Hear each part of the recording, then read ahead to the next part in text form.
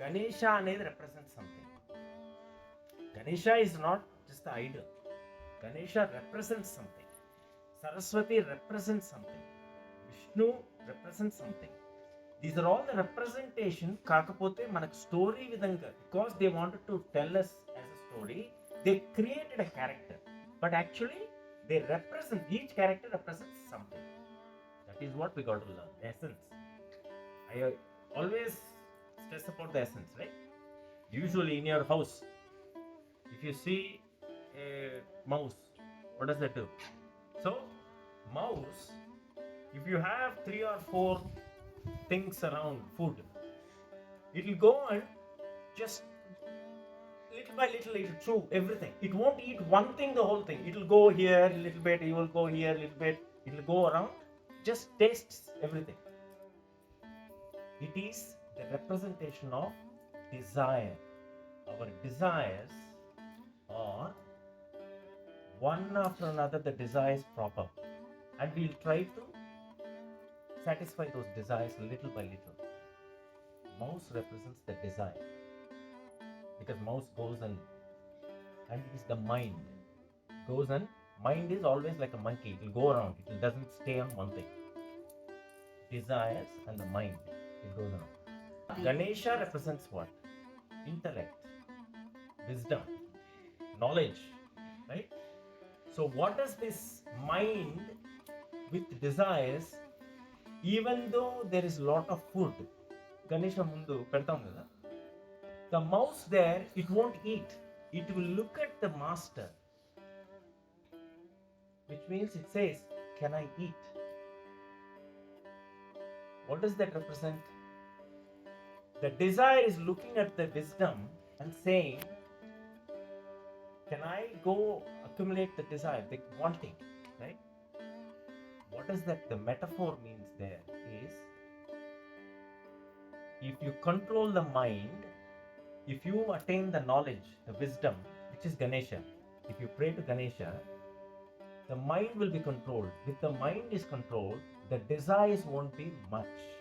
You won't have interest towards those desires anymore once you control the mind.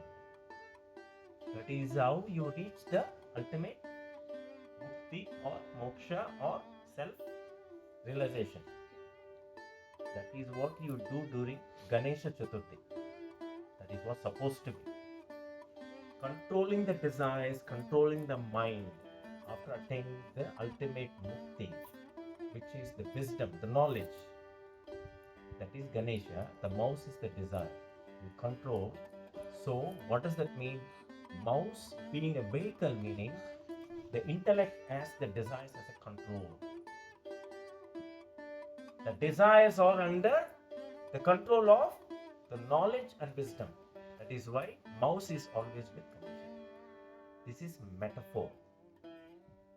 Lot of people give stories. Stories are good things. Rakshasa was there, one devil. So he becomes so powerful, and suddenly he, without by mistake, he hurts a sage. The sage gives him the curse that you will become a mouse. So when he did curse, he did not become a small mouse, he became a huge mouse, like a mountain. So wherever he goes, he was destroying everything.